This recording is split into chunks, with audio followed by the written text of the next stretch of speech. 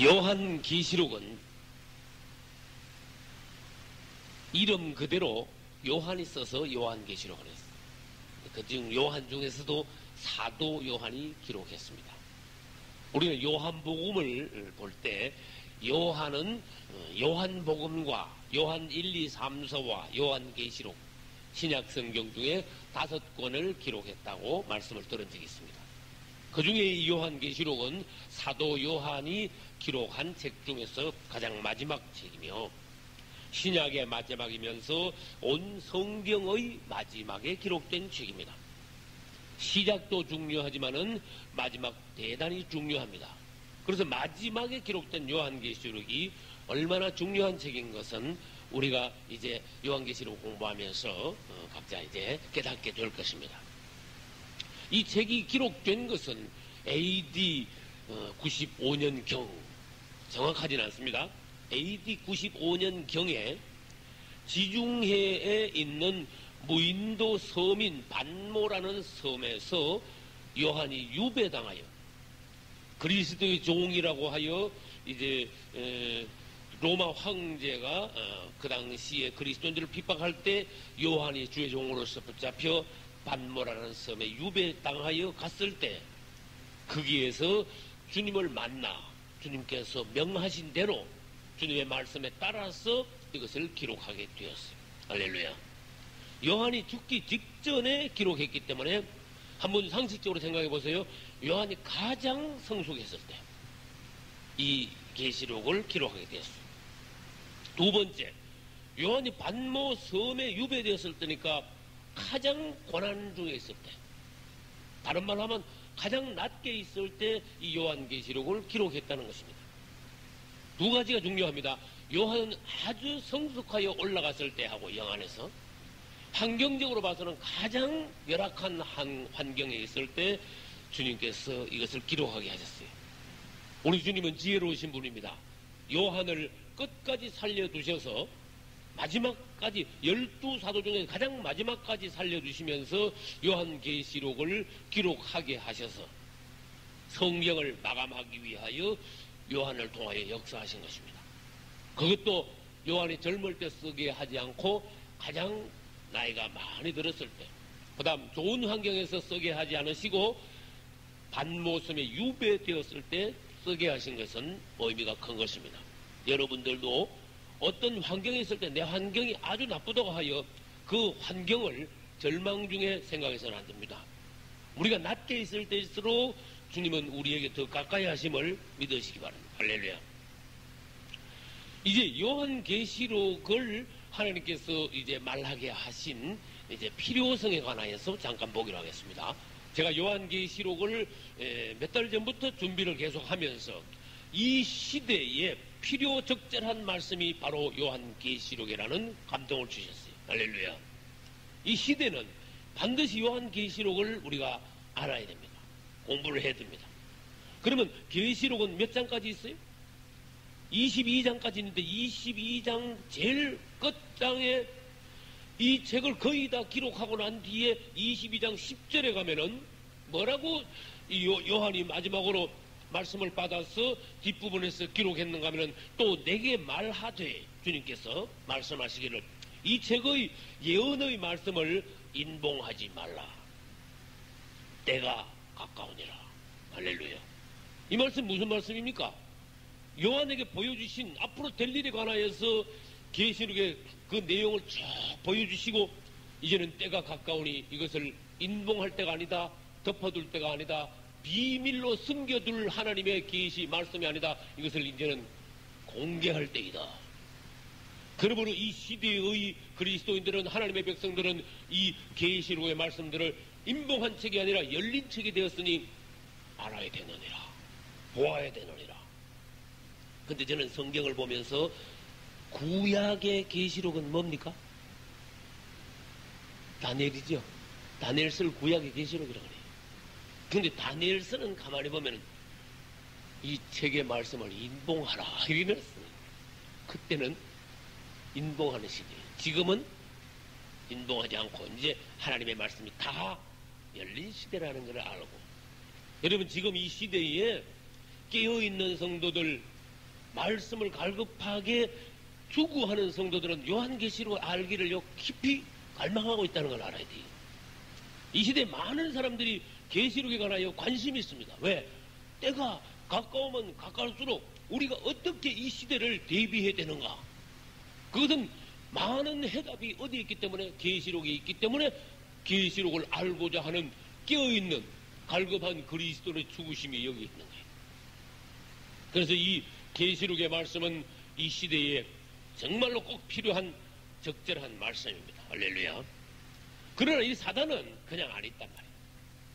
마귀는 이 계시록의 말씀을 적극 공격합니다. 예를 들어 볼게요. 야고보서나 유다서나 이런 책을 더 공격하겠습니까? 요한계시록을 더 공격하겠습니까? 한번 상식적으로 생각해 보세요.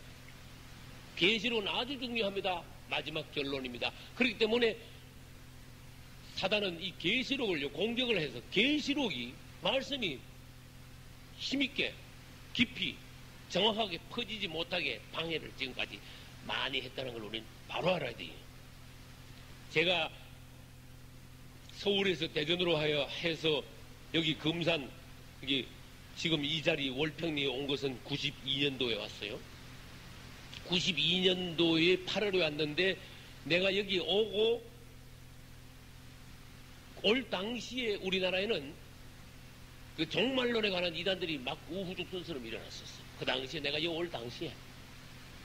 그러면서 내가 여기 8월 달에 왔다면은 2달 뒤에 10월 달이죠?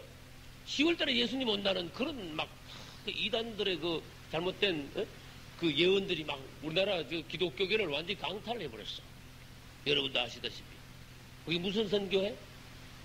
다미 선교. 다가올 미래를 대비하라고. 다가올 미래. 그래. 다미 선교회야. 그 이장님 씨가 엉터리 목사가 하나 나와가지고 다가올 미래를 대비하라는 책을 썼어. 그래서 그게 히트처가 책이 많이 팔렸는데 거기서 다미 선교회를 조직하여서 교회를 이제 그걸 신봉하는 사람들만 모아가지고 이제 교회를 세워가지고 그것도 그 교회를 전국에 큰 도시마다 지부를 뒀어. 누구 말로는 금산도 지교회가 있었다 그러더라. 아무튼 사단은 마지막 때가 되어가지고 이 계시록의 말씀을 우리가 깊이 바로 깨달아가지고 마지막 때를 준비해야 될 때가 오니까 선수를 친 게 사단이야. 무슨 말인지 아시는 분? 선수를 쳤단 말이 뭔지 아시는 분? 가짜를 먼저 보내가지고 계시록에 대해서 예수님 오시는 문제에 대해서 아주 그냥 언급을 못하게 강탈해버렸어. 너무너무 엉터리 가짜를 갖다가 완전히 팍 퍼져가지고 기독교계 내나 아니면 예수 안 믿는 사람들, 일반 사람들이나 주님의 재림이니 휴거니 계시록이니 이러면은 이단이라는 인식이 들게 분위기를 그렇게 만들어놨어.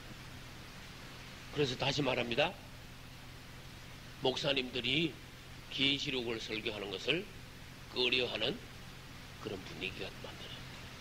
또 계시록을 솔직히 말할게요. 함부로 강해를 할 수가 없어. 왜? 알아야지. 우리는 이걸 알아야 내가 말을 하는 거야.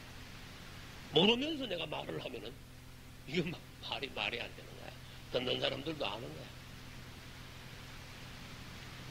다시 말합니다. 사회적인 분위기는 계시록을 말하면은 색안경을 쓰는 이단이 아니냐 하는 그런 분위기가 만들어졌고, 두 번째, 목사님들 세계에서도 계시록을 말해봐야 본전 찾기 힘든다. 이런 분위기가 생겼고, 솔직히 진실하게 말해서 계시록을 정말 통달한, 그래도 대중적으로 말할 수 있는 주의종들이 흔하지는 않은 건 사실이에요. 그건 우리가 인정을 해야 돼요. 세 번째, 계시록은 2000년 전부터 지금까지 아주 분분했어. 설이 분분해. 주장이 많아. 여러분, 내가 앞으로도 합니다. 전천년설, 후천년설, 무천년설. 그럼 무슨 말인지 알겠어? 그게 같은 말씀 하나 가지고 누구는 전천년설을 주장하고 누구는 후천년설을 주장하고 누구는 무천년설을 주장해. 내가 신학교를 졸업하는데 졸업 논문을 써야 되는데 담당 교수님하고 내가 상담을 하니까 이 어느 부분에서 쓰겠나 그래. 내가 종말론 어느 부분에서 쓰고 싶습니다. 그러니까 이 교수님이 그러면 무천년설에 기반을 두고 한번 써보라 그러시더라고요. 그럼 내 안에서 나는 아닌데 나는 무천년설을 그 당시에 내가 무천년설에 대해서는 나는 그건 성경적이 아니라고 내 안에서 확정지은 마음이 있기 때문에 그래 알겠습니다 하고는 나는 내가 깨달음 받으러 내가 본 대로 쫙 써가지고 논문을 제출했어요. 그 말하자면 그 교수님은 실망을 했겠죠. 그러나 그 졸업 논문은 통과해서 성적이 나왔단 말이에요. 내가 왜 이 말을 하려냐? 주장이 다양해. 제가 종말론을 서울에 있을 때부터 88년 여름부터 종말론을 강해하기 시작했어요. 그러면 내가 종말론을 하려고 그러면은 겁도 없이 알지도 못하면서 내가 말을 할 수 있겠습니까? 그러나 나는 내대로 성경에서 종말에 관해서 내가 연구를 했어요. 또 우리나라에 제일 크다는 서점 서울에 가가지고 종말론에 관한 건 내가 책을 다 샀어. 그때 볼 거 없어. 종말론에 관한 건 다 산 거야. 그래서 내가 다 읽었어요. 결론은 뭐냐? 이거는 막 구구절절이 다 틀려. 다 틀려. 한 사람도 일치하는 게 없어. 주님이 나한테 뭘 보여줘? 넌 똑바로 알아서 정리를 똑바로 해야 해. 그래서 분명하게 말해. 분명히 알고 분명히 말해. 주님이 우리가 말을 할 때 주님이 내 안에서 뭔가 지지를 해 주셔야 돼. 그리고 요한계시록은 잘못 말하면은 이 단어 자체들 여러분들 읽어보시면 알겠지만 추상적인 단어가 굉장히 많아. 상징적인 단어. 추상적인 단어. 그렇기 때문에 말도 설교도 잘못하면은 듣는 사람이 좀 무슨 말을 하는가 뭐 싶을 정도로 추상적으로 그 상징적으로 그냥 말해버려. 그리고 실제로 마지막을 대비하는 도움이 안 되는 설교가 되고 말하는 거야. 그리고 우리는 그걸 조심해야 돼요. 분명히 말해야 돼요. 이 시대에 이 요한계시록이 열린 말씀이니까 분명히 보고 분명히 말하여 실생활과 마지막 때를 대비하기에 부족함이 없는 이 시대의 그리스도인들을 준비시킬 수 있는 말씀, 깨어나게 하는 말씀. 할렐루야. 주님이 기뻐하시는 그런 말씀을 우리가 준비해야 되는 거예요. 계시록은 첫째 뭐라 그랬어요? 이 시대의 적절한 말씀이다. 두 번째, 사단은 계시록의 말씀을 계속 공격한다. 공격함으로써 이 시대에 적절한 말씀이 나오지 못하게 함으로써 그리스도인들이 때를 모르게 만들어. 그러니까 마지막 때에 대해서 관심을 갖지 않고 때를 모르게 하면은 그 관심은 어디로 돌아가는가 하면은 현실로 세상으로 돌아가는 거예요. 그래서 그리스도인들이 계시록을 깊이 모르면은 관심은요 세상적으로 돌아갑니다. 그래서 세상적인 그리스도인들이 되기 쉬워요. 다시 말하면 죽은 그리스도인들이 되기 쉽다. 해석이 분분한데 무슨 설, 무슨 주장, 무슨 주의, 무슨 식, 현대주의식, 세대주의, 그 다음에 식 해가지고 해석이 많아요. 그러나 우리가 하나님 앞에서 그 학문적으로 이 요한계시록을 해석하려 하지 말고 주님이 영 안에서 그 당시 요한에게 보여주신 게 있어요. 보여주신 그것을 오늘날도 우리가 가장 근접하게 우리도 보자고 말이에요. 요한은 보면서 뭐 이론을 따지지 않았어요. 봤어. 요한은 앞으로 될 일을 봤어. 어떻게 어떤 자가 어떤 결말이 나느냐, 또 어떠한 하나님의 백성들이 어떻게 하나님의 축복 세우르살렘으로 들어가느냐 봤어요. 이론 가지고 얘기하지 않았어요. 학설, 교리는 따지지 않았어요. 여러분들이 요한계시를 통해서 뭔가 보는 게 있어야 돼요. 특별히 계시록은요, 계시라는 거예요. 계시 보는 거예요.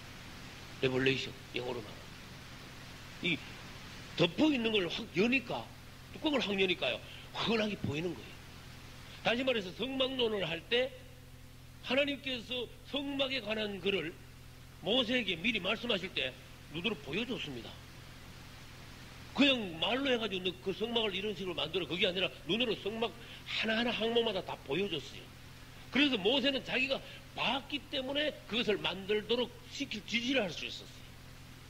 그러면 모세가 성막을 보았던 것처럼 오늘날 우리도 앞으로 될 일을 보는 게 중요해요. 앞으로 이런 일이 이렇게 착착. 여러분, 영화나 텔레비를 보고 나면요, 그 본 장면들이 쫙 생각이 나잖아. 앞으로 그 다음에 장면이 어떻더라. 그 장면이 어떻더라. 이 들은 거하고 본 거하고는 다릅니다. 들은 거는 금방 잊어버리기 쉽지만, 이 눈으로 본 거는요, 이게 탁 입력이, 강력하게 입력이 돼요. 누구랑 그래. 그래서 시청각 교육이 중요한 거예요. 우리는 이 계시록을 읽으면서 보는 게 있어야 됩니다. 그래서 그 봄으로 인하여서 앞으로 우리가 이 남은 세대를 준비하는 데 있어서 남보다 더 깨어있는 신앙이 돼야 된다. 할렐루야. 이 계시록을 알므로써 앞으로 미리 될 일을 미리 알고 대비를 할 수 있습니다. 이걸 모르면은 무슨 일이 일어날 것도 모르지만, 그러면 무슨 일이 일어날 때 우리는 어떻게 해야 되는가? 그것도 대처를 할 수 없는 거야. 우리 주님은 우리들에게 앞으로 무슨 일이 이렇게 일어나는데 너는 이렇게 해라고 말씀을 다 해놨어. 사건의 순서도 말씀해놨고, 그 사건에서 우리들이 깨어있는 그리스도인들이 대처를 어떻게 되는가도 말씀을 해놨어요. 그렇기 때문에 계시록을 읽으면은 앞으로 될 일을 미리 알고, 그 다음에 그 사건마다 우리가 어떻게 대처해야 될 것인가, 그것을 주님께서 가르쳐 주심으로써 살아남을 수 있는 거예요. 할렐루야. 이제 앞으로 될 일을 어떻게 보여주시는가 이제 한번 봅시다. 요한계시록 4장 1절에는 보면은 이 일 후에 내가 보니 하늘에 열린 문이 있는데 내가 들은 바 처음에 내게 말하던 나팔 소리 같은 그 음성이 가로되 이리로 올라오라. 이후에 마땅히 될 일을 내가 너에게 보이리라. 이후에 마땅히 될 일을 미리 보여주시겠다. 그런 뜻이. 그러니까 너는 이것을 보고 대처하라. 그런 뜻이. 그 다음에 1장 19절에는 뭐라고 말씀했는가 봅시다. 그러므로 내가 본 것과, 본 것은 과거죠. 그 다음에 이제 있는 일과, 이건 뭡니까? 시제로 말하면 현재입니다. 그 다음에 장차 될 일, 이것은 미래입니다. 그럼 요한은 주님으로부터 세 가지를 받았어요. 너희 본 것, 과거에, 이제 있는 것, 현재에, 장차 될 일, 미래에, 이 세 가지를 과거, 현재, 미래의 일들을 다 보고 기록하라. 그럼으로써 너희들이 끼어있는 그리스도인이 된다면 앞으로 될 일까지 미리 알아. 대처할 수 있느니라. 할렐루야. 그 다음 이 계시록은 예수님에 관하여 굉장히 상세히 더 깊게 놀라운 방식으로 그분에 관하여 말씀해 놓은 책이에요. 제가 지금까지 알기로는 요한계시록 그러면은 앞으로 될 일, 대할 날에 관하여 막 무서운 사건들, 세상 끝에 가서 막 망하는 일, 막 이런 거에만 사람들이 이 머리를 이렇게 치중하고 있어요. 머리에. 요한계시록 그러면 뭐 무서운 사건들이 대할 날에 일어나는 거 그것만 생각하고 있는데 주로 계시록이니까. 사실은 요한계시록의 주제는 뭐냐? 우리 예수님이 어떤 분이냐에 관하여, 그분에 관하여 더 깊이 말씀해 놓은 거야. 계시록의 주제는 그분, 예수님 그분에 관하여 말씀하셨어. 그분. 할렐루야. 그분. 앞으로 여러분 사건에 대해서도 알아야 되지만 더 중요한 건 뭐냐? 무슨 사건이 어떻게 일어나냐? 그것도 우리가 알아야 되지만 더 중요한 것은 그분에 관하여 아는 것이, 그건 더 중요한 겁니다. 우리 요한계시록은 다른 성경에서 볼 수 없는 더 놀랍고 더 깊은 더 오묘한 예수님에 관하여서 말씀해놨어요. 계시해놨어요. 그래서 예수 그리스도에 관하여 더 깊이 볼 수 있다. 그 다음 계시록을 말하는데 아까도 말씀드렸지만 말하기를 꺼려해서는 안 돼요. 적극적으로 우리들이 말씀을 연구하여 적극적으로 말해야 돼요. 왜? 이 이 시대는 그런 시대가 되었으니까. 예를 들어 봅시다. 어떤 사람이 창세기는 설교하는데 계시록은 생전 설교를 안 한다. 그건 틀리는 거야. 전에도 제가 말씀드린 적이 있습니다. 어떤 분은 정말입니다. 현실적으로 나는 교회 20년, 30년 다녔는데 우리 교회에서 요한계시록 설교는 한 번도 못 들어봤어요. 그거 틀린 거란 말이에요. 그 사람 성경에는 계시록이 찢어져 나간 책 같아. 그러면 안 된단 말이에요. 성경은 66권입니다. 골고루 다 알고 다 배우고 다 읽고 다 듣고 다 말해야 됩니다. 할렐루야. 그 계시록은 하나님 눈으로 보기에 똑같이 중요합니다. 오히려 마지막 책이니까 더 중요할 수도 있습니다. 그리고 계시록을 말하는데 뭔가 끄림직하게 꺼려서는 안 됩니다. 또 반대로 한번 뒤집어 볼까요? 꺼려서는 안 돼. 말하기를 꺼려서 안 된다는 말, 반대되는 말이 뭡니까? 네? 과장? 그것만 치중해서 또 말해도 안 돼. 다시 말합니다. 요한계시록을 말하는 걸 꺼려해서도 안 되고, 계시록을 너무 강조해도 안 되고.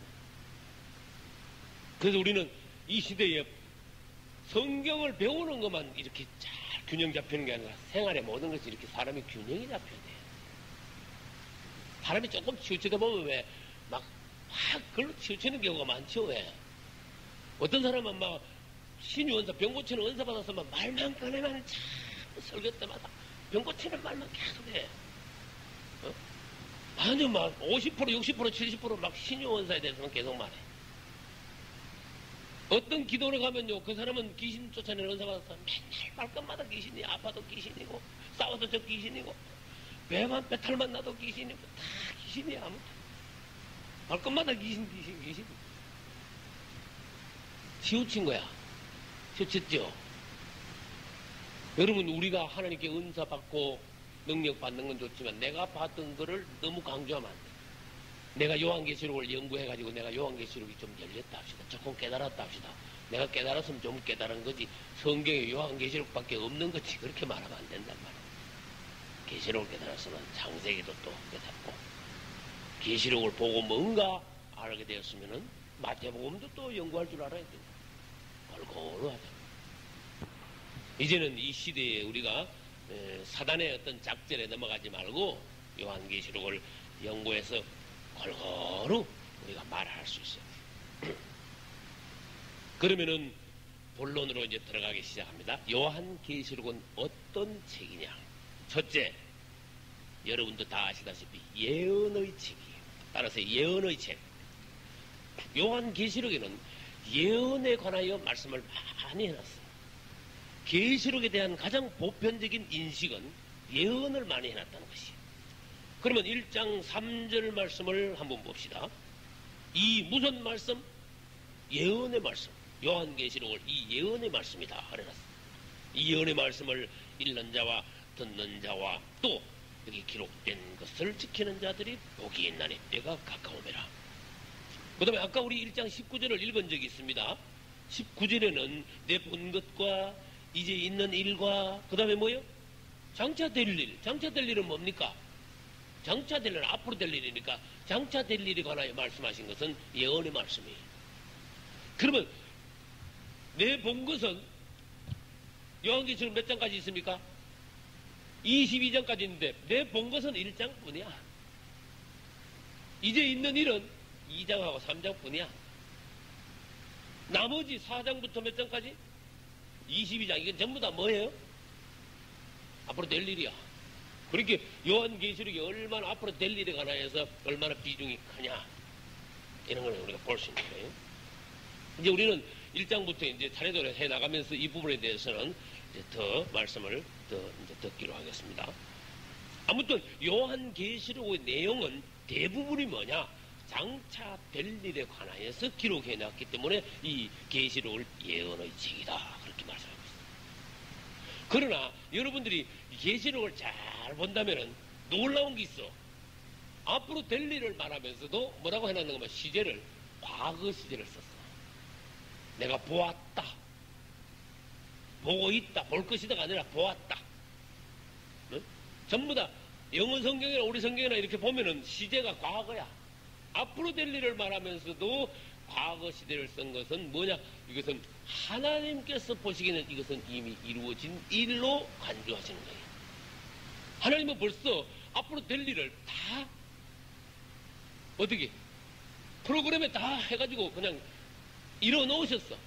우리가 그 시간에 도달함으로써 이제 하나하나 우리 앞에 이루어질 뿐이지, 주님 앞에서는 어떻게 돼요? 다 해놨다가.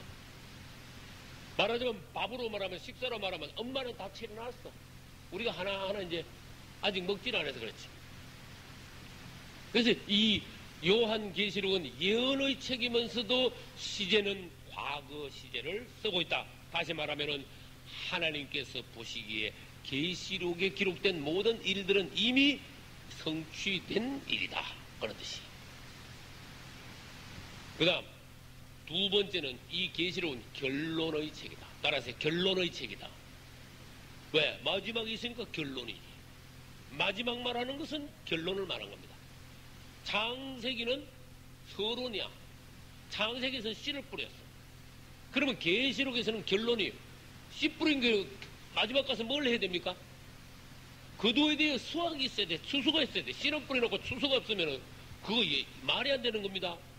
만약에 성경에 요한계시록이 없다면 성경은 미완성이 돼버려. 결론이 없으니까 뭐 끝이 어떻게 됐어 몰라. 그럼 하나님이 뭐 일하시다 말았나? 아닙니다. 그분은 알파와 오메가라. 시작과 끝이라. 처음과 나중이라. 할렐루야. 그분은 시작하셨으니까 분명히 끝을 맺으시는 분이에요. 우리 인생을 시작하셨으므로 우리 인생 개개인에 대해서 분명히 우리의 개인적인 결말도 그분이 주관하시는 분이에요. 그러니까 성경 요한계시록을 읽어야 비로소 하나님의 경륜이 어떻게 마무리 결론이 나는구나. 이 땅은, 이 우주는 어떻게 되는구나. 구원받은 사람은 결국 어떻게 되는구나. 할렐루야. 모르면 죽어봐야 알지. 뭐 이러면 뭐라는 거야. 다 보고 우리가 믿는다. 그 다음 사단은 어떻게 되는구나. 사단은 어떻게 되는구나. 저도 알아. 사실은 진짜입니다. 마귀한테 만나면 물어봐. 너 앞으로 어떻게 되는지 아냐? 너는 불못이야. 마귀도 알아요. 그렇게 불못 들어가기 전에 막 말하고 하는 거야 지금. 그거 자꾸 말하면요 약이 올라가지고 막 그 말 못하게 만들어. 곧 앞으로도 너는 어디로 들어갈지 알아야 돼. 우리는 새 예루살렘이고 너는 불못이야. 사단아 물러가라. 너 아무리 까물어봐야 너하고 나하고는 갈 길이 달라. 네가 아무리 가려봐야 내가 너 따라가는 거 아니야. 왜? 하나님이 나 잡고 있으니. 하나님이 잡으셨는데, 하나님이 자녀로 삼으셨는데 마귀가 와서 달라 한다고 가지고 줄 하나님이 어디 있습니까? 아무도 내 손에서 빼앗을 자가 없는데. 할렐루야. 결론이 나옵니다. 그래서 요한계시록 읽어보면 우리는요 아주 안목이 넓어집니다. 그 다음 담대해집니다. 더 소망이 넘칩니다. 힘이 더욱 납니다. 앞으로 장래 일에 대하여서 우리가 소망을 가지고 뭔가 뚜렷한 목적을 가지고 신앙생활을 잘 해나갈 수 있습니다. 그런데 구원 못 받은 사람은 요한계시록 읽으면 두려움이 옵니다. 내 안에 확신이 없으니까 어떻게 됩니까? 나 이거 죽으면 이거 지옥 가는 거 아니야? 에? 확신이 없으니까. 내 안에 확신이 딱 있는 거하고 없는 거하고는 계시록 읽으면 달라요. 그래서 어떤 분들은 종말론 테이프를 들으면 어떤 분들은 막 겁이 나서 어떻게 다. 어떤 분들은 막 은혜가 충만하다. 할렐루야. 그래서 여러분들 결론을 알고 믿자 그 말이에요. 특히 우리는 기분 좋은 것은 사단이 불못으로 들어간다니까. 읽어보면요 19장에 가면요 사단이 불못. 계시록 18장에는 큰 바빌론에 대해서, 계시록 19장에는 사단과 적그리스도와 또 누구요? 거짓 선지자에 대해서, 계시록 20장에서는 모든 인류에 대해서. 계시록은 심판하는 책입니다. 따라서 심판의 책. 지금 내가 세 가지 말했어요. 뭘 심판해요? 첫째, 큰 바벨론. 둘째, 사단과 그 다음 적그리스도와 그 다음 거짓 선지자. 이것을 사탄 트리오 또는 사단의 삼일체라 그래요. 성삼일체는 뭡니까? 아버지와 아들과 성령인데 마귀는 이걸 흉내냈어. 아버지 위격이 있는 걸 지가 흉내내가지고 사단과 저 그리스도와 거짓 선지자. 그러기 사단은 하나님이 흉내내려고 그러고 저 그리스도는 누구 흉내내려고 그래요? 예수님 흉내내려고 그래요. 저 그리스도 하는 거 나중에 배웁니다. 예수님 흉내낸다. 거짓 선지자는 누구의 역할을 맡아요? 성령의 역할이시기요. 이게 우리는 뭘 깨달아야 됩니까? 너희들 사탄 트리오, 사단과 저 그리스도와 거짓 선지자는 주님께서 오시는 날 심판하여 불못으로 들어가야 합니다. 심판의 책이라. 그 다음에 요한계시록 20장에 가면 뭘 심판하는가 하면 모든 죽은 사람들을 전부 살려가지고 백보자 앞으로 다 모은다 그랬어요. 그래서 아담 때부터 시작하여 이 땅에 살았던 사람들 있죠. 다 살려가지고 주님이 그때 마지막 최후의 심판을 하신다. 그래서 심판 단계. 그래서 요한계시록을 다른 말로 무슨 책이다? 심판의 책이다.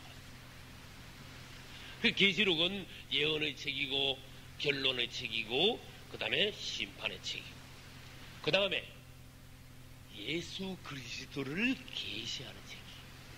할렐루야. 따라하세요. 예수 그리스도의 계시라. 어디 나올 말씀이 1장 1절 예수 그리스도의 계시라. 여러분 계시록이 어떻게 시작하는 가 얼마나 멋있는가 말이에요. 예수 그리스도의 계시라 이르렀어. 그러면 말하는 사람들이 각각 다른 말을 합니다. 예수 그리스도의 계시라. 무슨 말입니까? 예수 그리스도의 계시라. 이걸 설명해 보세요. 무슨 말입니까? 두 가지 해석이 나오는 거야. 한 가지 해석은 좀 낮고 한 가지 해석은 높은 거야. 예수 그리스도의 계시라. 예수 그리스도께서 주신 계시. 두 번째, 예수 그리스도에 관한 계시. 두 번째 더 높아요.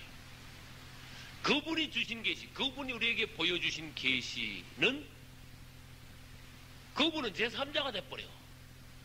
그러나 예수 그리스도의 계시, 이것이 예수 그리스도에 관한 계시, 그분에 관하여 보여주신 계시. 할렐루야. 이게 더 귀한 거다. 그래서 예수 그리스도의 계시라고 말은 예수 그리스도를 계시한 책. 그것이 뭐다? 요한계시록이다. 그래서 요한계시록을 보면은 다른 성경에서는 볼 수 없는 더 놀라운, 더 깊고 더 높은 예수님에 관하여 우리가 볼 수 있다. 할렐루야. 그게 중요한 거예요. 우리는 이제 요한계시록을 보면서 예수님에 관하여서 이제 더 깊이 볼 것입니다. 이 요한계시록은 장차 일어날 사건이 초점이나 중점이 아니고 예수 그리스도 그분이 중심이, 그분이 주인공이. 그러면 이제 네 가지를 한번 말해 보겠습니다. 예수님은 어떤 분이냐? 첫째, 요한계시록에서는 부활 승천하신 그리스도예요.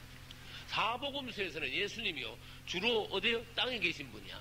육체로 사복음서 보면 예수님이요 부활하는 거는 제일 끝에 가가지고 그냥 한 줄 나와. 그냥 대체로 그래 사복음서.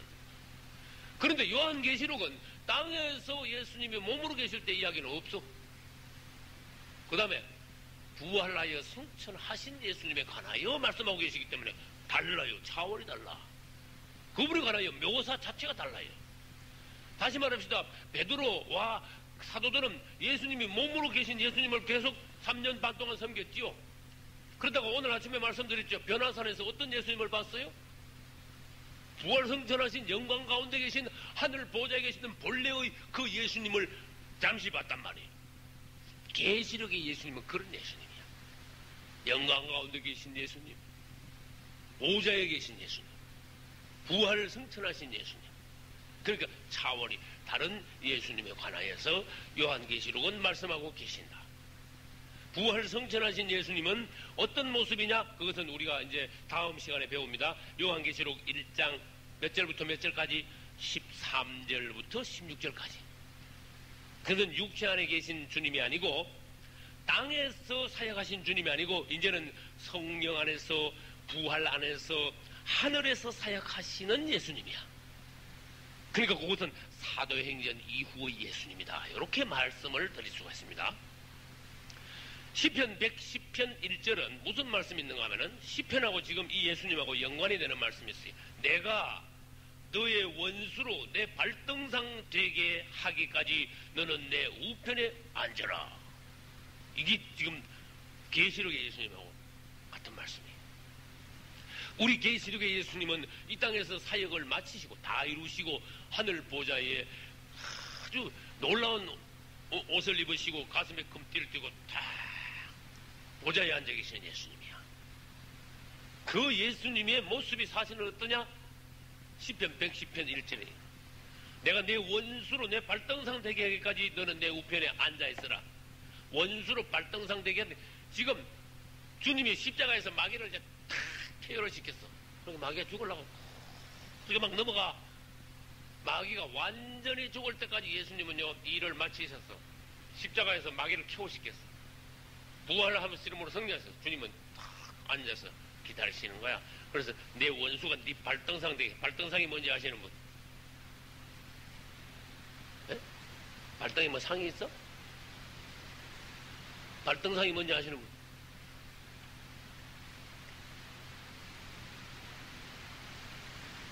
임금들이요 앉으면 보좌에 탁 앉으면 그냥 안 앉아. 임금님 발밑에 탁 뭐 갖다 받치는 게 있어. 네? 그냥 앉는 게 편합니까? 뭘 하나 받쳐놓고 앉으면 더 편합니까? 어떻게 생각해요? 보좌에 앉아가지고 뭐 하나 받치면 더 편합니다. 발이. 사람들은 그것까지 다 연구했다니까. 임금님 발을 더 편하게 드립시다 하고 발밑에다가 뭐 하나 받쳐드려요. 하나. 그건 마치 잘 때 비계를 비는 게 편하냐 안 비는 게 편하냐 그거 말하고 같은 말이야. 그 발등상에 탁 발을 탁 올리면 더 위험이 있어 보여. 근데 예수님의 발등상, 예수님이 뭘 딛고 탁 마귀가 그냥 칵 꼬그라지면 예수님이 그 마귀를 발등상 잡는 거야. 무슨 말인지 알겠죠? 마귀가 지금 칵 꼬그라져가지고 완전히 퍼집어지면 예수님이 거기다 발을 탁 발등상을 만드는 거야. 마귀를 탁 밟고 앉으시는 거야. 발을 거기다 탁 얹고. 무슨 뜻이에요? 마귀를 완전히 밟아 이겨 승리하셨다는 그 표시가 아니겠습니까? 내가 내 원수로 내 발등상 되게까지 너는 내 우편에 앉아라. 이게 놀라운 말씀이라니까. 계시록의 예수님을 시편 110편에서 벌써 탁 계시해놨어요. 그래서 우리 주님은 지금 마귀들이 완전히 꼬꾸라져가지고 발등상 되는 그때까지 지금 더 앉아서 기다리고 계시는 예수님이 안식하시는 예수님. 그분의 일을 다 마치시고 누리시는 예수님. 그 대신 그분은 그분의 이름으로 성령을 보내서 성령 안에서 일하시는 예수님. 그래서 봐요. 요한 계시록은 요한이 계시록을 썼지만 사실은 예수 그리스도의 계시라. 예수 그리스도의 예수 계시록이야. 그 다음 사도행전은 사실 사도들의 행적을 기록했다고 해가지고 사도행전이지만 말하자면 사도행전이 아니고 성령행전이야. 그래서 성경이 의미가 사도행전과 요한계시록을 이렇게 의미를 우리가 더 깊이 볼 수 있는 그런 말이라는 거예요. 그 다음에 요한계시록은 우리 주님을 재림하실 그리스도로 그렇게 말씀해놨어요. 다른 성경에는 재림하시는 예수님을 이렇게 상세하게 기록한 성경은 없습니다. 여기 찔끔 저기 찔끔 여기 한마디 저기 한마디. 종말로는 공부해보면요 마태복음에 좀 나오고 고린도전서 좀 나오고 데살로니가서 좀 나오고 여기 조금 저기 조금. 그러나 요한계시록은요 예수님 재림하시기 전후의 사건들을 대단히 상세하게 말씀을 해놨어요. 그래서 계시록에 나타난 예수님은 재림하실 예수님이다. 1장 7절 봅시다. 볼지어다 어디타고 오시리라? 구름을 타고 오시리라. 예수 그리스도의 재림에 관하여 말씀하셨습니다. 이거는 다음 시간에 설명하기로 하겠습니다. 아무튼 그분은 재림하실 예수님이다. 그 다음 세 번째 심판하실 예수님. 아까 말씀드렸어요.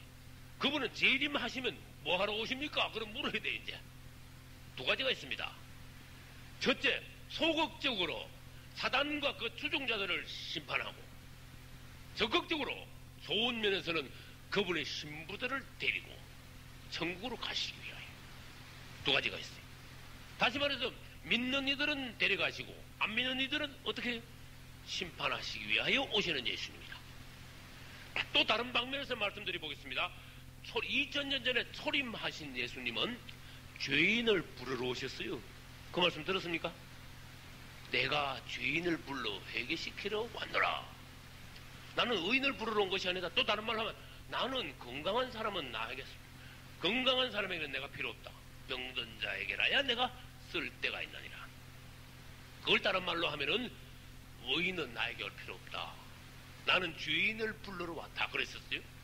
그러면 재림하시는 예수님도 죄인 부르러 오시겠습니까? 그건 아니다 그 말이에요.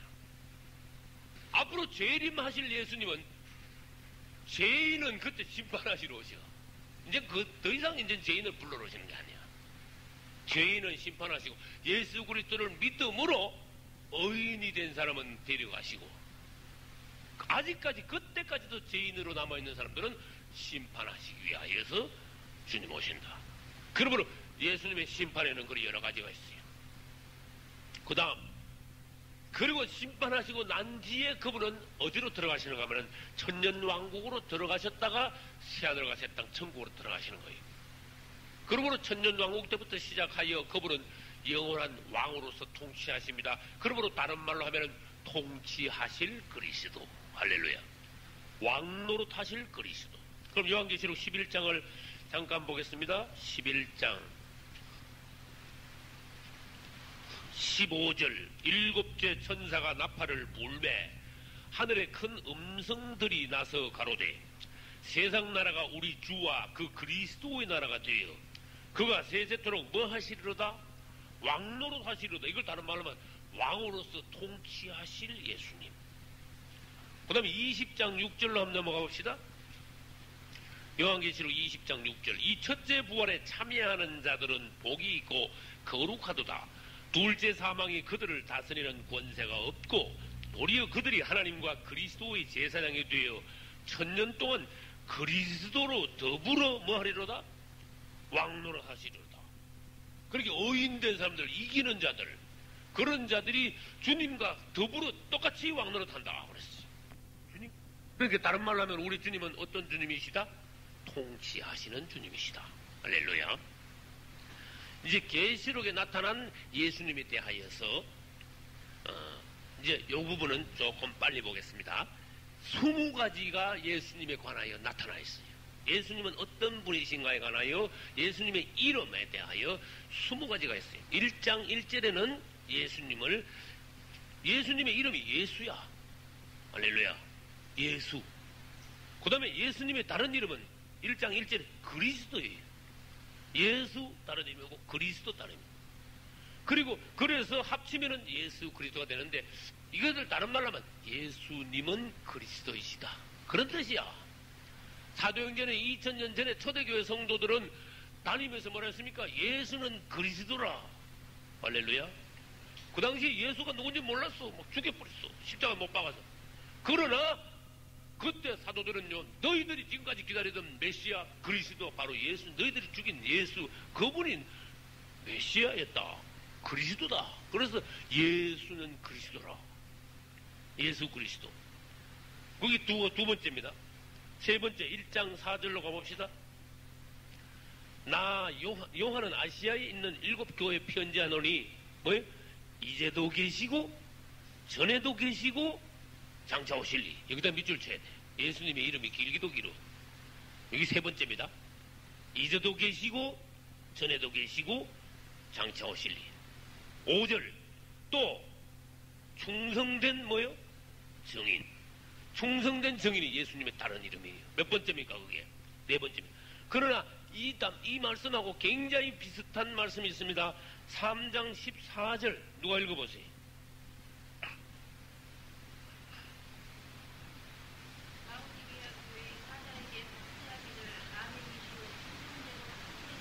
아멘. 충성되고 여기는 참된 정인이시다 이래놨어요. 1장 5절에는 충성된 정인, 3장 14절에는 예수님의 이름을 충성되고 참된 정인, 참된이라는 단어가 형용사가 더 나왔습니다. 그 다음에 1장 5절로 다시 넘어갑니다. 죽은 자들 가운데서 먼저 나신 이, 여기 예수님의 이름이. 그건 다른 말로 하면은 고린도전서로 가보면 그것을 부활의 첫 열매다 이런 뜻으로 주님을 설명해 놨습니다. 그 다음에 1장 18절에는 이 부분을 뭐라고 설명해 놨는가 하면 나는 산자라. 산자, 예수님을 산자, 사신 분, 사망을 이기고 살아나신 분, 그런 뜻이에요. 그게 5번째입니다. 예수님은 죽은 자들 가운데서 먼저 나신 분이시다. 그 다음에 1장 8절 가봅시다. 주 하나님이 가라사대 나는 뭐다? 알파와 오메가라. 이제도 있고 전에도 있었고 장차 올 자요 전능한 자라. 그래서 이걸 다른 성경하고 2장 8절이나 22장 13절에 가보면 알파와 오메가만 나온 것이 아니라 뭐죠? 알파와 오메가요, 그 다음에 처음과 나중이요, 그 다음에 시작과 끝이라. 이 세 가지가 사실 한꺼번에 같이 나와줘야 돼요. 뜻이 조금씩 다릅니다. 그거 예수님의 이름의 6번째. 알파와 오메가, 처음과 나중, 시작과 끝. 그 다음에 1장 13절로 가봅니다. 촛대 사이에 뭐 같으니?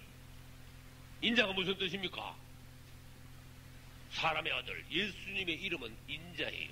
예수님의 다른 이름 인자. 다른 말로 하면 사람의 아들. 그분은 사람의 아들이면서 동시에 누구의 아들입니까? 하나님의 아들이십니다. 그러면 하나님의 아들이란 말씀이 요한계시록에 있을까요? 있단 말이에요. 요한계시록 2장 18절 가봅시다. 두아디라 교회의 사자에게 편지하기를 그 눈이 불꽃 같고 그 발이 빛난 주석과 같은 누가 가라사대? 하나님의 아들이 가라사대. 하나님의 아들, 예수님 왜 누가 있습니까? 하나님의 아들이 가라사대. 그것이 예수님의 8번째 말씀입니다. 그 다음에 3장으로 넘어갑니다. 3장 7절. 빌라델비아 교회의 사자에게 편지하기를 거룩하고 뭐 하신 분? 진실하신 분. 할렐루야. 거룩하고 진실하신 분. 우리 예수님이. 그 다음에 3장 14절 가보시죠. 라오디가 교회의 사자에게 편지하기를 무엇이요? 아멘이시오. 여러분들 설교할 때 할렐루야 하면 여러분이 아멘 아멘 하셨죠? 아멘은 예수님 이름을 부르는 거예요. 할렐루야. 아멘 예수님 이름입니다. 아멘. 예가 아니요. 아멘은 예수님 이름입니다. 예수님의 다른 이름인 걸 알아야 됩니다. 고린도서에 가보면 우리가 아멘하여 하나님께 영광을 돌리느니라. 주님의 이름을 부르므로써 하나님께 영광을 돌린다 그랬어요. 그분은 아멘이십니다. 아멘은 또 다른 말로 하면 예스다 그런 뜻입니다. 그분에게는 예스밖에 없다. 그것이 10번째입니다. 3장 14절 갑니다. 라오디가 교회의 사자에게 편지하기를 아멘이시오. 그 다음 뭐요? 충성되고 참된 증인이시오. 이걸 아까 했습니다. 그 다음 하나님의 창조의 근본이신 이. 요거예요. 그 다음 1줄째. 하나님의 창조의 근본이신 이. 그것이 11번째입니다. 그 다음 12번째는 5장 5절하고 22장 16절에 있어요. 5장 5절을 먼저 보겠습니다. 계시록 5장 5절. 장로 중에 하나가 내게 말하되 울지 말라. 유다 지파의 뭐다? 사자. 그랬어요. 유다 지파의 사자요. 그 다음에 뭐요? 다윗의 뿌리다. 이래놨어요. 그러면 5장 5절에는 두 가지 나옵니다. 다윗의 뿌리요. 다른 말에 가면 또 다윗의 자손이란 말이 있어요. 합치면은 예수님은 다윗의 뿌리요 자손이다. 그 다음 또 다른 말로 하면은 예수님은 사자다. 이때 사자가 심부름꾼 사자가 아닙니다. 짐승의 왕 사자를 말합니다. 라이언이요. 예수님은 5장 5절에서는 사자라 그랬는데 5장 6절에 가면 갑자기 이름이 바뀌어요. 5장 6절에 뭐가 나와요? 무슨 짐승 이름이 뭐가 나와요? 어린 양이, 이 어린 양이 예수님이. 그래서 5장 5절에서는 예수님을 사자, 5장 6절에서는 예수님을 어린 양. 이렇게 말했어요. 그 다음에 7장 2절로 넘어가 보겠습니다. 또 봄에 다른 천사가 살아계신 하나님의 인을 가지고 해돋는 데로부터 올라가서 땅과 바다를 해롭게 할 근세를 얻은 내 천사를 향하여 큰 소리로 외쳤다. 이 또 다른 천사는 7장 2절에만 나오는 것이 아니라 8장 3절, 10장 1절, 18장 1절 네 군데에서 나오는데 또 다른 천사는 예수님을 상징합니다. 예수님을 말합니다. 예수님은 또 다른 천사입니다. 뒷부분에 가보면은 한 발은 예수님이 또 다른 천사로 내려오셔가지고 한 발은 육지를 딱 밟고 한 발은 바다를 딱 밟았다 그랬어요. 이게 뭘 상징합니까? 이 땅의 주인이심을 말이에요. 발로 다 밟고 있는 거. 그 위에 서 계시는 것은 우리 주님이 만주의 주이심을 나타냅니다. 그 다음에 19장 16절로 가봅시다. 19장 16절. 그 옷과 그 다리에 이름 쓴 것이 있으니 뭐다? 만왕의 왕이요? 그 다음에 만주의 주다. 예수님 이름이 또 나왔어요. 그것이 16번째. 만왕의 왕이요? 만주의 주다. 그 다음 19장 13절 봅시다. 또 그가 피 뿌린 옷을 입었는데 그 이름은 뭐다? 하나님의 말씀이다. 이건 요한복음 1장 1절에 나온 것과 같아요. 예수님의 다른 이름은 하나님의 말씀입니다. 그 다음에 마지막 22장이지요. 22장 16절. 나 예수는 교회를 위하여 내 사자를 보내어 이것들을 너희에게 증거하게 하였노라. 너희에게 증거하던 나는 다윗의 뿌리요 자손이니 곧 광명한 뭐다? 나는 새벽별이다 그랬어요. 한자로 말하면 효성이 효성, 새벽 효자 효성. 새벽이 아주 가장 강력하게 빛나는 빛. 그래서 이것을 이제 베드로서에 가면은 새벽별이 너에게 들어올 때까지 그렇게 말씀하십니다. 주님이 우리 안에서 나타나실 때까지. 그런 뜻으로 예수님의 이름을 새벽별이다 그랬어요. 그 다음 21장에 23절 봅니다. 그 성은 해나 달의 비침이 쓸데없으니 세르살렘 성입니다. 이는 하나님의 영광이 비추이고 어린 양이 그 뭐가 됨이라? 등이 됨이라. 예수님은 등이야. 등. 그럼 등 안에는 뭐가 있어야 됩니까? 에? 기름이 있어야 되고 그 다음에 기름이 있으면 불을 켜면 어떻게 됩니까? 빛이 나오죠. 여러분이 등이 있으면 등만 생각하면 안 돼요. 등 속에 등은 빛이 날 때 그것이 등입니다. 골동품이 아니니까 등은.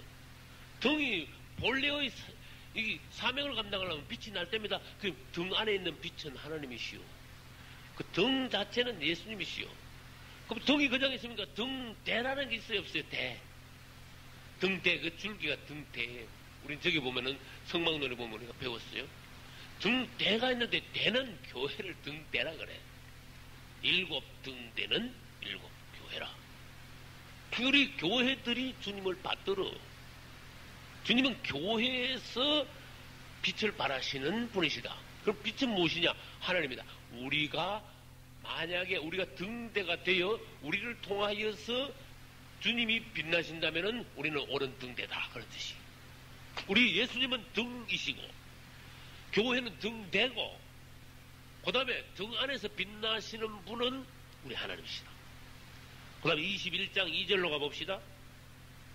또 내가 보매 거룩한 성 새 예루살렘에 하나님께로부터 하늘에서 내려오니 그 예배한 것이 신부가 남편을 위하여 단장한 것 같더라. 이때 남편은 예수님을 말합니다. 우리 예수님은 남편이요 다른 말로 뭐예요? 신랑이시다. 할렐루야. 신랑 대신 예수. 이거 뭐 다 아는 말씀이죠. 그래서 지금까지 우리 예수님의 이름, 계시록에 나타난 이름만 말했습니다. 20까지가 나왔습니다. 한번 1절부터 말씀을 보기로 하겠습니다. 예수 그리스도의 계시라. 이것은 아까 말씀드렸어요. 요한 계시록은 사실은 요한 계시록이 아니고 예수 그리스도의 계시록이에요. 그분에 관하여 계시한 거예요. 그럼 질문합니다. 계시가 뭡니까? 계시. 영어로 말하면 레벨레이션. 뚜껑을 열다. 베일을 벗기다. 이것은 문자를 그대로 풀어놓은 건데, 사실은 이 계시라는 건 뭔가 하면 하나님이 영 안에서 보여주시는 걸 말해요. 지식 안에서 알게 하는 게 아니고 영 안에서 보여주시는 거예요. 지식은 깨닫고 아는 거고, 네? 영적으로는 눈으로 보는 겁니다. 머리로 아는 거하고 눈으로 보는 거하고는 수준 차이가 있다고 아까 말씀드렸습니다. 그래서 계시는 뭐냐? 영 안에서 보여주시는 거예요. 그 다음에 하나님의 비밀을 공개하는 것을 말합니다. 그래서 아까 말씀드렸습니다. 예수 그리스도의 계시라는 것은 두 가지 뜻이 있는데, 예수 그리스도께서 주신 계시임과 동시에 더 높은 뜻은 그분에 관한 예수 그리스도에 관한 계시다. 그랬어요. 그리고 그 다음에 뭐라 했습니까? 이는 하나님이 그에게 주사 반드시 속히 될 일이다. 그 일들을 그 종들에게 보이시려고 그 천사를 누구에게 보냈어요? 요한에게 보내어 지시하신 것이라. 하나님이 그에게 주사 천사를 요한에게 보내어서 계시하신 것이다. 지시하신 것이다. 이게 지금 순서 말해봐요. 여기에는 1장 1절에 뭐가 되어 있는가 하면 요한 계시록이 지금 우리에게까지 오게 된 경로가 여기 있어. 경로가. 첫째, 하나님. 둘째, 하나님에게서 누구에게 갔어요? 그에게 주사. 그 예수님께 왔어요. 이 하나님의 것은 다 예수님의 것이. 하나님은 그분의 모든 것을 예수님께, 주님께 주셨어요. 하나님, 예수님, 그 다음에 예수님은 누굴 보냈어요? 천사를 보냈는데 너 누구에게 가라 그랬어? 요한에게 가라 그랬어요. 그럼 요한아, 너 이거 네가 본 거, 들은 거 다 써라. 써가지고 어디다 또 보내라. 요한도 네가 갖지 말고 또 보내. 그래서 어디로 보내? 그렇지요. 아시아 7교회 보내라. 그러면 7교회 안에 우리가 들어있는 거예요. 7교회 안에 뭐가 있어요? 성도가 있으니까 오늘날 우리에게까지 전달된 거예요. 다시 말합니다. 이 요한계시록 경로는 첫째 하나님, 둘째 예수 그리스도, 셋째 천사, 넷째 요한, 다섯째 아시아 7교회. 그 여섯째로 꼭 말하면 오늘날 우리다. 그 말이에요. 그럼 계시록의 경로에 관하여서 우리는 1장 1절에서 이제 알았습니다. 그 이 계시의 말씀은 경로를 말씀하시면서 어떤 일들인가 하면 반드시 될 일을 여기다 기록했다고 했어요. 할렐루야. 여기 있는 모든 사건들은 앞으로 틀림없이 일어날 사건들이다. 그 틀림없이 반드시라고 안 해도 돼. 앞으로 될 일이다. 이렇다 해도 관계없어. 왜냐? 성경이 거짓말이 어디 있습니까? 근데 주님은 강조를 하셨어. 반드시 이것은 된다. 여러분 이 계시록을 연구하면서 이것은 반드시 될 일이라는 걸 알고 계시록을 공부하면요 더 실감이 나는 거야. 그 다음에 어떻게 된다? 반드시 되는 것과 동시에 속히 된다. 두 가지를 강조하셨어요. 앞으로 될 일 안 그러고 반드시 될 일이고 속히 될 일이다. 그래서 계시록이 2000년 전에 나오는데 속히 안 되는데요. 이런 말하면 어떻게 될까? 2000년 됐는데 벌써 뭘 언제 속히 돼요? 그럼 그한테는 더딘 거지. 주님이 기뻐하시는 분들은요 2000년 전부터 각 세대마다 요한계시록의 말씀은 우리 때에서 이루어진다. 반드시 속히 될 일이라고 말씀하셨으니까 내 죽기 전에 이 일이 이루어질지도 모른다 하는 믿음을 가지고 이 말씀을 받는 이들을 살아있는 신앙인들이라고 그랬어. 그런 신앙인들을 주님은 기뻐하셨어요. 초대교회 시대 때도 그 사람들은요 그들이 살아있는 동안 주님이 오실 거라고 생각하고 그분을 기다렸어요. 그래서 초대교회 시대 때 성도들이 만나면 인사가 뭐예요? 지금 우리는 할렐루야, 샬롬 뭐 이런 식으로 인사하죠. 그럼 그때는 뭐라고 인사했어요? 마라나타. 따라하세요. 마라나타. 무슨 뜻이? 예수님이 곧 오십니다. 이 2000년 전인데 지금은 마라나타는 인사는 거의 없어. 마라나타. 우리 주님은 곧 오십니다. 각 세대마다 그분은 당대에 오실 것이라고 속히 오실 것이라고 믿고 신앙생활을 하는 사람이 일등신앙입니다. 깨어있는 신앙입니다.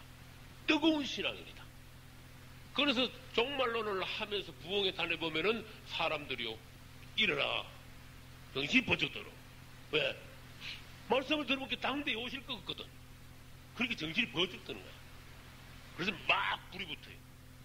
근데 그 말씀을 하시면서 속히 오신다 그러고 2000년이 지났으니까 이제는 진짜 속히 와. 여러분하고 나하고요 희한한 세대에 살고 있습니다. 사람으로 말하면 우리가 머리 끝에 살고 있습니까? 코끝에 살고 있습니까? 택 부분에 살고 있습니까? 어깨에 있습니까? 우리가? 가슴에 있습니까? 배에 있습니까? 넓적다리 있습니까? 어디 있어요? 발등. 진짜입니다. 이것은 내 말은 정말 믿어줘야 됩니다. 우리는 지금 사람으로 말하면 발등에 와 있어요. 정말이에요. 성경을 연구하면 이건 뭐 어쩔 수가 없어. 발등이야. 그러면 발등 뒤에는 뭐가 온다 그랬어요? 발등 밑에 조금 더 내려가면 뭐가 나와요? 발가락이 나와요. 발가락 끝에는 뭐가 나와요? 발톱이 나와요. 그거죠. 나긋거리죠, 나긋거리죠. 여러분, 우리는 정말 마지막 시대. 그럼 앞으로 무슨 시대가 온다? 발가락은 몇 개다? 10발가락 시대. 따라서 10발가락 시대. 여러분, 죽기 전에 10발가락 시대가 오기가, 나는 뭐 50% 이상은 뭐 10발가락 시대가 오지 않을까? 여러분, 죽기 전에. 그럼 10발가락 시대에서 주님이 오실 때까지 몇 년 안 걸려요. 그걸 알고 있어야 돼. 10발가락 시대가 됐다. 그 말은 10발가락 시대에 적그리스도가 나타나는 거야. 적그리스도 나타났는데도 예수님이 100년 있다고 하시고 그게 아니라니까. 적그리스도 나타나면 7년 펴가지고 그럼 7년이면 끝난다는 거예요. 그러면 7년 우리가 그동안 다 사자 우리는 7년에 중간 되기 전에 올라가야 되는 거예요. 이게 주님이 계산이 딱 나와 있어요. 그래서 우리는 이 시대를 계산하는데 지금 현재 어디까지 와 있느냐? 그죠? 앞으로 이 일은 반드시 되면서도 속히 될 것이다. 지금 내가 서울을 가는데 도무지 대전에 있는지 천안에 와 있는지 알고 가라고 말이야. 아니면 한 2시간 남았다고 생각하고 잠자다가는요 어떻게 돼? 못 내리는 거야. 남도 안 내리고 못 내리는 거야. 그래서 지금 현재 우리는 발등에 와 있다. 이것을 분명히 알아야 돼. 그래서 주님은 강조하셨습니다. 이 계시록에 기록된 일들은 반드시 된다. 할렐루야. 두 번째, 속히 된다. 귀 있는 자들은 반드시 되며 속히 될 일에 관하여 명심하라. 보라, 내가 속히 오리니. 이 말씀을 여러 번 강조했어요. 보라, 내가 속히 오리니. 그 쓸데없는 소리 할 거 없어요. 그분은 속히 오신다 그랬어. 반드시 속히 오리니. 그분은 그런 말씀하셨어요. 그러면서 요한에게 보여주셨습니다. 요한은 1장 2절에서 나 요한은 하나님의 말씀과 예수 그리스도의 계시 곧 내가 본 것을 다 증거하였노라 그랬어. 증거로 위트니스.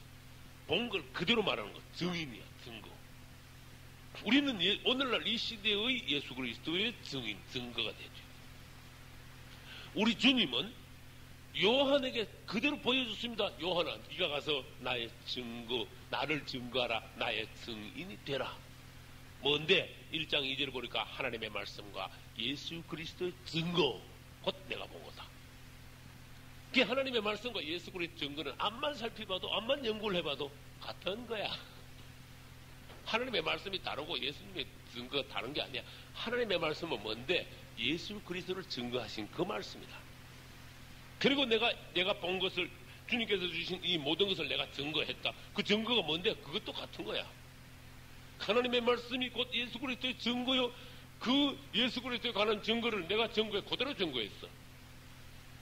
그리고 요한계시록 22장으로 구성되어 있다. 그런 뜻이. 1장 3절로 넘어갑니다. 이 예언의 말씀을 읽는 자와 듣는 자와 자들과 그 가운데 기록한 것을 지키는 자들이 뭐가 있다? 복이 있도다. 왜? 때가 가까움이라. 이 말씀은 첫째, 읽기만 해도 복이 있다. 정신이 번쩍 돌아간다. 읽는 사람, 이 말씀이 그 손에 들어온 사람은 벌써 복 있는 사람이 이 말씀이 그 손에 들어온다고 말이야. 이 말씀이 그 눈에 들어온다고 말이야. 복이 있는 사람이 벌써 하나님이 복 주실 사람이 벌써 이 말씀을 읽게 되었다고 말이야. 복이 지지리도 없는 사람은 말씀을 읽을 기회도 없고 읽어도 휙 날아가 버리고, 읽는 자와 듣는 자와 특히 어떤 사람? 지키는 자는 믿음을 지키는 거예요. 예수 그리스도의 믿음, 그것을 이 말씀을 받는 사람을 지키는 사람이라고 그래요. 할렐루야.